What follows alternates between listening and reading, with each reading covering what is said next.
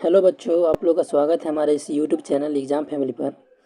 आज मैं आप लोग के लिए लेकर आया हूँ क्लास 10वीं के हिंदी गद्यखंड चैप्टर 5 का ऑब्जेक्टिव, जिसका नाम है नागरी लिपि और इसके लेखक हैं गुणाकर मूल्य।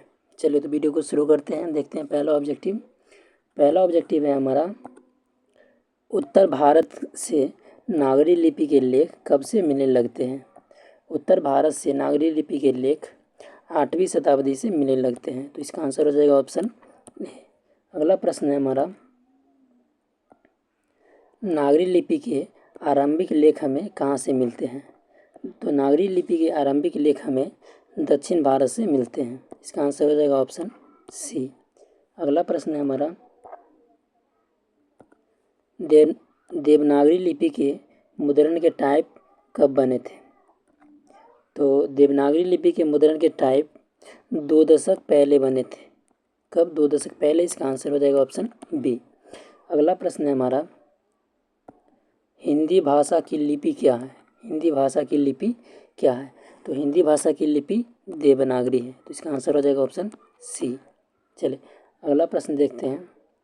अगला प्रश्न है हमारा, गुणाकर मूल्य जी का जन्म किस राज्य में हुआ था। तो गुणाकर मूल्य जी का जन्म महाराष्ट्र में हुआ था। इसका आंसर हो जाएगा ऑप्शन सी। चलिए अगला प्रश्न देखते हैं। अगला प्रश्न है हमारा, गुणाकर मूल्य की प्रारंभिक शिक्षा किस परिवेश में हुई थी। ग्रामीण, तो इनका आंसर हो जाएगा ग्रामीण परिवेश में। इसका आंसर हो जाएगा ऑप्शन बी। गुणाकर मूल्य जी की प्रारंभिक शिक्षा ग्रामीण परिवेश में हुई थी।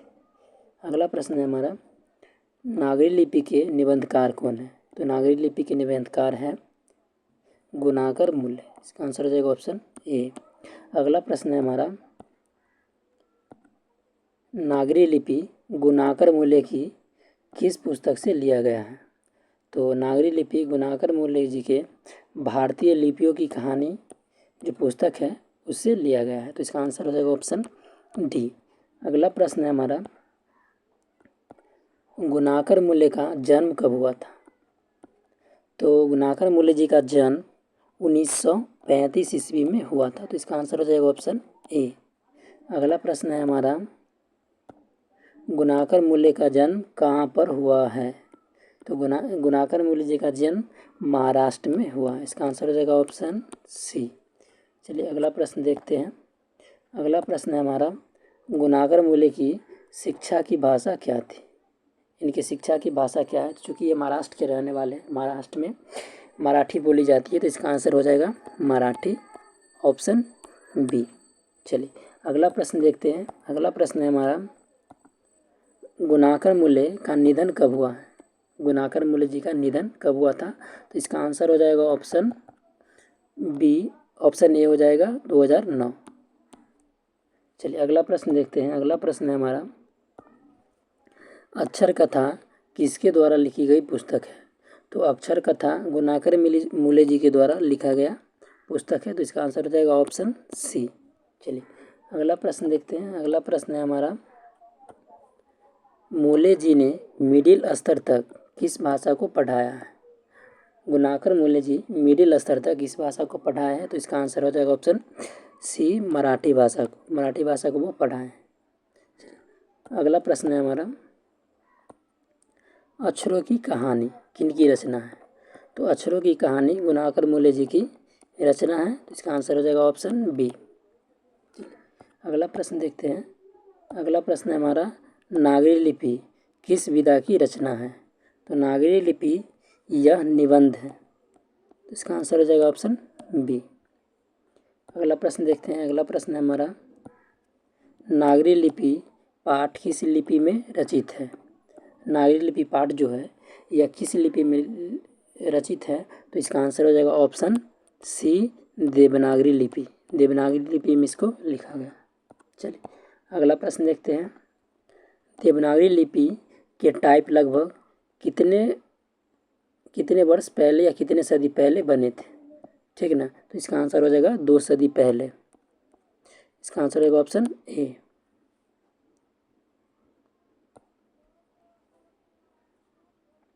अगला प्रश्न देखते हैं। अगला प्रश्न है हमारा, नेपाली भाषा की लिपि क्या है? नेपाली भाषा की लिपि क्या है? तो इसका आंसर हो जाएगा ऑप्शन डी, देवनागरी लिपि। अगला प्रश्न है हमारा, मराठी भाषा की लिपि क्या है? तो मराठी भाषा की लिपि भी देवनागरी है। ऑप्शन हो जाएगा इसका ए, देवनागरी। चलिए अगला प्रश्न देखते हैं। अगला प्रश्न है हमारा, गुणाकर मूले ने किस लिपि को प्राचीन नगरी लिपि की बहन की संज्ञा दी है? तो बहन की संज्ञा दी गई है बांग्ला लिपि को। इसका आंसर हो जाएगा ऑप्शन बी, बांग्ला लिपि। चलिए अगला प्रश्न देखते हैं। अगला प्रश्न है हमारा, नागरी लिपि के आरंभिक लेख मिले हैं। नागरी लिपि जो है उसका आरंभिक लेख कहाँ से मिला है? दक्षिण भारत से मिला है। दक्षिण भारत से इसका आंसर हो जाएगा ऑप्शन बी।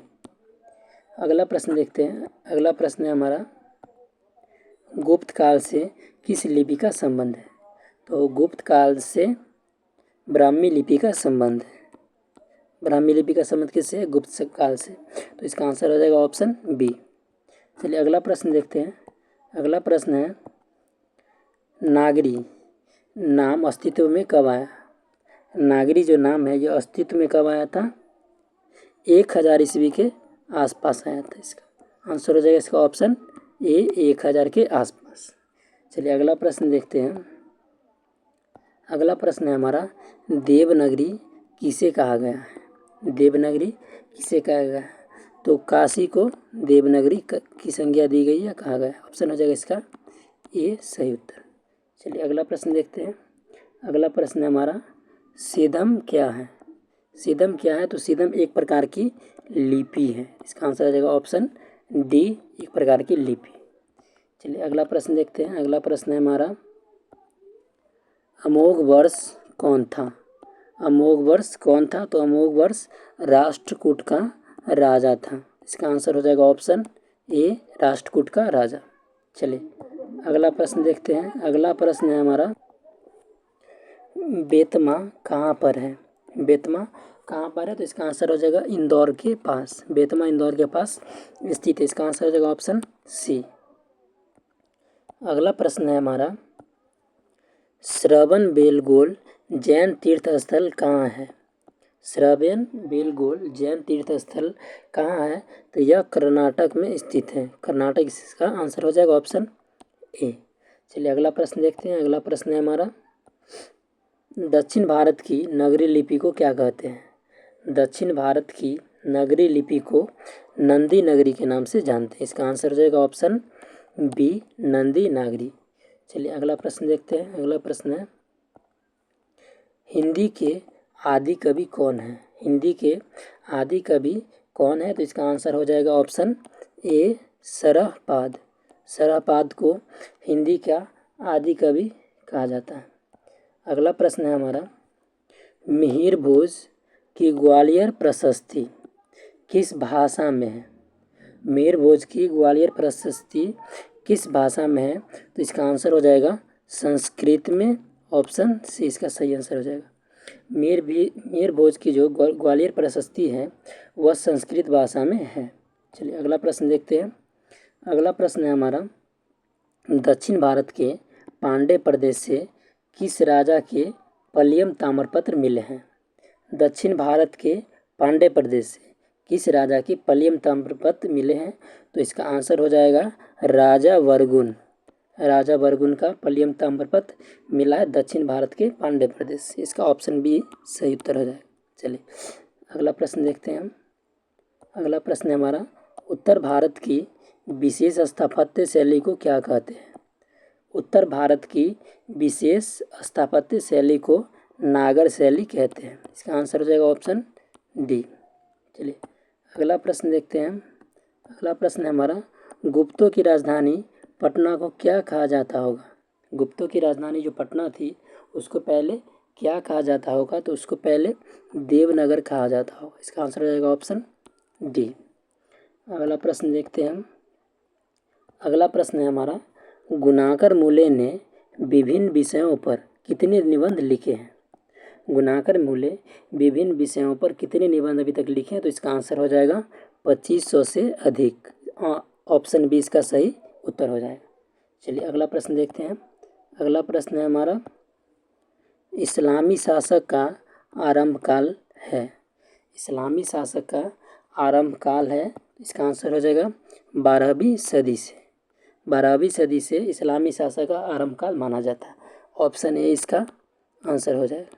चलिए तो आज के लिए इतना ही रहने देते हैं, फिर मिलते हैं नेक्स्ट वीडियो में। फिलहाल के लिए धन्यवाद।